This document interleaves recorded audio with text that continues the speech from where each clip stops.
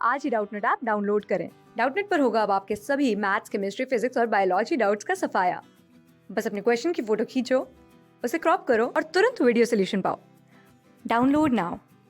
Hello students, इस video में हम बात करने वाले हैं last 40 days study plan for NEET exam. जी हाँ, जो लास्ट 40 डेज़ बचे हैं आपके नीट एग्ज़ाम के लिए, उसमें आपकी क्या स्ट्रैटेजी होनी चाहिए, कैसे आपको प्लान करना है अपने स्टडी को और कैसे आप अपने टारगेट को अचीव कर सकते हैं। जैसे कि आपका एग्ज़ाम है मई 3, 2020 को, तो आपका क्या टारगेट होना चाहिए, कैसे आप इन 40 दिन में अपना क्या कर सकते हैं, नीट एग्ज़ाम को क्रैक कर सकते हैं, इन सब चीज़ों के बारे में आज हम बात करेंगे।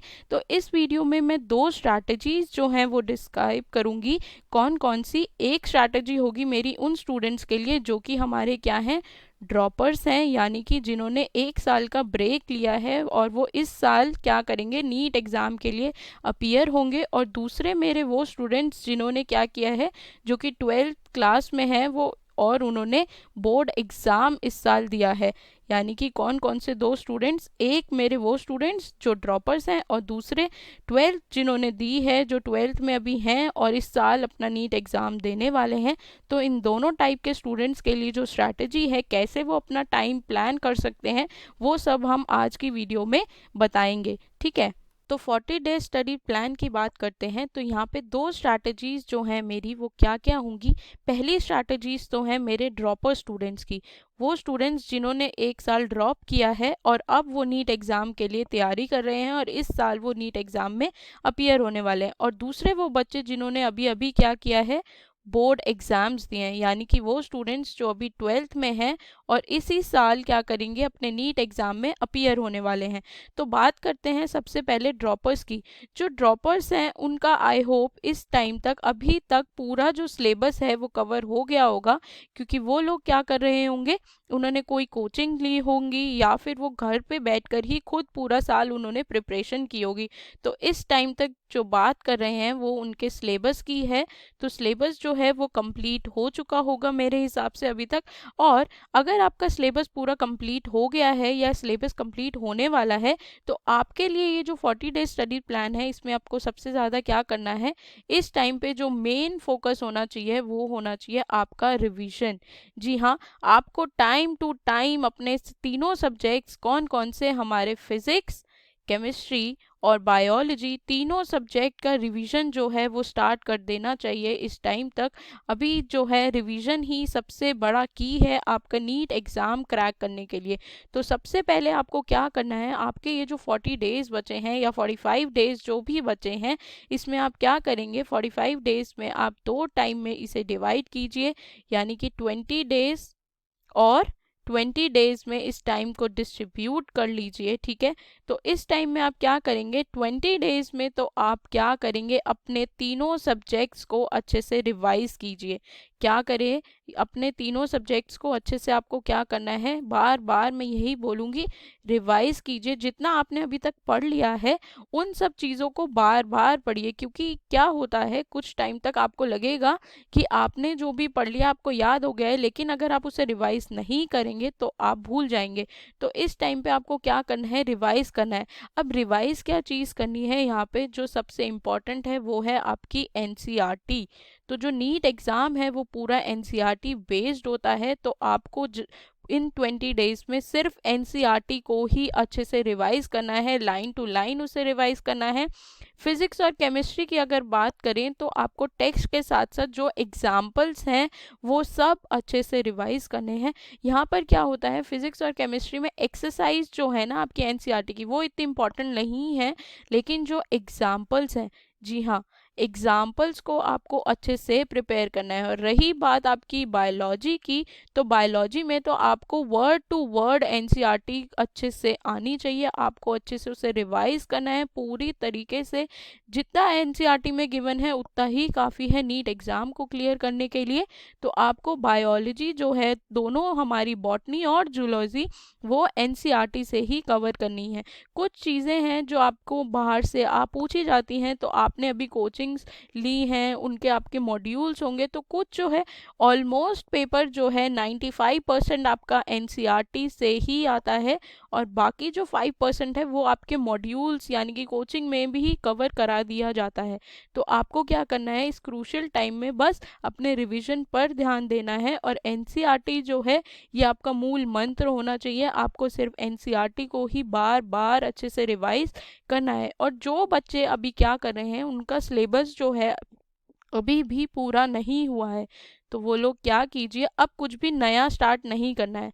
क्या करना है, कुछ भी न्यू जो है उसको स्टार्ट नहीं करना। अगर आप अब कुछ नया पढ़ने लगेंगे तो आपने जितना भी पहले प्रिपेयर किया है वो भी आपका थोड़ा गड़बड़ा सकता है। तो आपको क्या करना है, कुछ भी नया नहीं प्रिपेयर करना है, जितना हो गया उतना ही करना है। अब इस 20 डेज में आपने पूरा रिविजन कर लिया, अब आपके पास बचे हैं नेक्स्ट 20 डेज। अब इस नेक्स्ट 20 डेज में आप क्या कीजिए, जितने भी इम्पॉर्टेंट चैप्टर्स हैं आप प्रीवियस ईयर के क्वेश्चंस सॉल्व कीजिए, यानी कि प्रैक्टिस कीजिए प्रीवियस ईयर के पेपर्स की। और उसी के साथ साथ जो आपकी इम्पॉर्टेंट एमसीक्यू बुक्स हैं, या फिर आप मॉक टेस्ट के लिए अप्लाई कीजिए, एमसीक्यूज को बार बार कीजिए, मॉक टेस्ट भी आप दीजिए, ताकि आपको पता चल जाएगा कि आपकी प्रिपरेशन जो है वो किस हद तक हो गई है। और आपको क्या करना है, सिर्फ इस टाइम पे एक बार प्रैक्टिस तो करनी है, मॉक टेस्ट भी देने हैं, लेकिन जो रिवीजन है वो इस टाइम पे दोबारा से करना है, यानी कि सेकंड रिवीजन जो है वो इस 20 डेज में करना है। तो आपके जो फर्स्ट 20 डेज हैं इसमें आप 11th एंड 12th को पूरी अच्छी तरीके से रिवाइज कीजिए, और नेक्स्ट जो 20 डेज हैं उसमें आप क्या कीजिए, आप प्रैक्टिस कीजिए क्वेश्चंस की, एमसीक्यूज प्रैक्टिस कीजिए, मॉक टेस्ट में अपीयर होइए, और उसी के साथ साथ जो रिवीजन है उसको एक बार फिर से कीजिए। तो ये दो चीज़ें जो हैं वो आपको करनी है इन 20 डेज में। ये है आपकी ड्रॉपर्स, जिन बच्चों ने ड्रॉप किया है उनका 11-12 जो सिलेबस है वो ऑलमोस्ट हो गया होगा अब तक। तो अब जो टाइम है उनके लिए वो सिर्फ क्या है, रिवीजन का टाइम है। तो अच्छे से क्या करना है, आपको अपना रिवाइज करना है सारे चैप्टर्स को, ठीक है। तो ये थी हमारे ड्रॉपर्स की बात। अब हम बात करेंगे अपने 12th के स्टूडेंट्स की, यानी कि वो स्टूडेंट्स जिन्होंने अभी अभी क्या दिया है, अपने बोर्ड एग्ज़ाम्स दिए हैं। तो अभी आपके जो मेजर एग्ज़ाम्स हैं वो सारे हो गए हैं। बोर्ड एग्ज़ाम्स में आपने क्या किया है, आपका जो 12th का सिलेबस था आपने उसे अच्छे से कवर किया होगा। आई होप आपने बोर्ड के लिए ये अपने 12th का सिलेबस अच्छे से पढ़ा है, तीनों ही सब्जेक्ट का, फिजिक्स, केमिस्ट्री और बायोलॉजी, तीनों सब्जेक्ट आपने अच्छे से कवर किए होंगे अपने बोर्ड एग्ज़ाम की प्रिपरेशन के लिए। तो आपको पता होना चाहिए कि ये जो आपका नीट एग्ज़ाम है ये इतना डिफ़िकल्ट एग्ज़ाम नहीं है। इसमें क्या होता है, जो 60% आपकी चीज़ें आती हैं वो कहाँ से आती हैं, आपके 12th के सिलेबस से आती हैं, ठीक है। तो आपने क्या किया, 12th का सिलेबस तो अभी बोर्ड एग्ज़ाम के लिए पूरा कवर ही किया है, तो यानी कि आपकी जो 60% प्रिपरेशन है नीट की वो हो गई है। तो अब बात करते हैं लास्ट 40% की।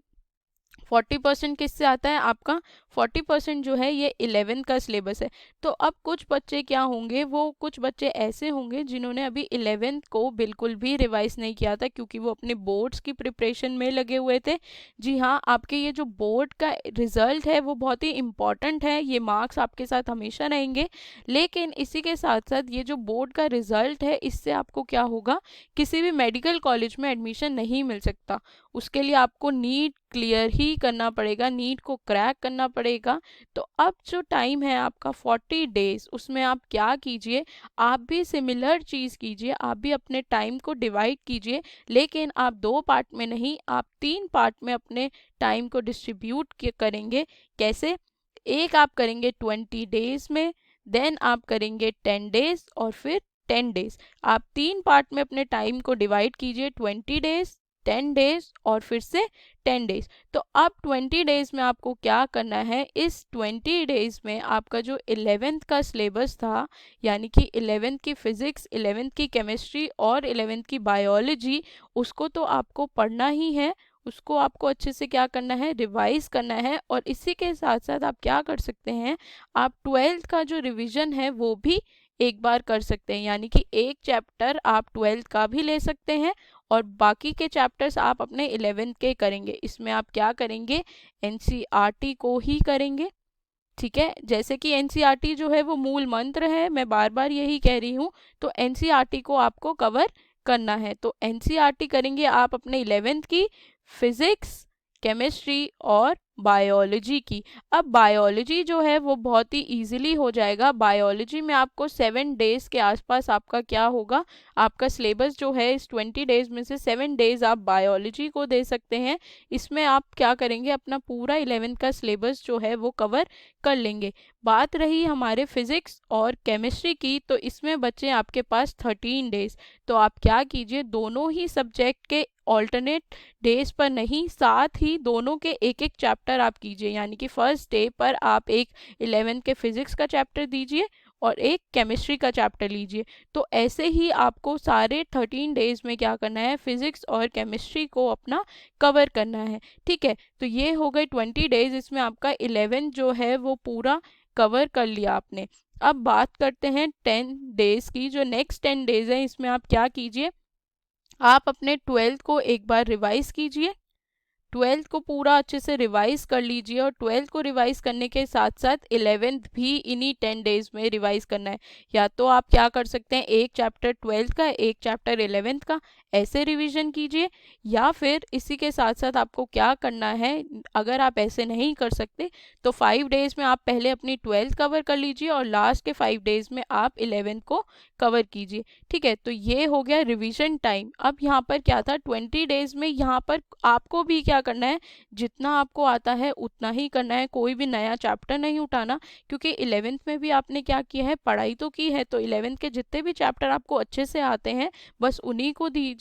और वेटेज एक बार ही देख लीजिए, अगर वेटेज में कोई नया चैप्टर है और जो आपको थोड़ी बहुत नॉलेज है उसकी लेकिन आपको प्रिपेयर नहीं है, तो आप उसको गो थ्रू कर सकते हैं, लेकिन उसको आप पढ़ने के लिए नहीं बैठिए।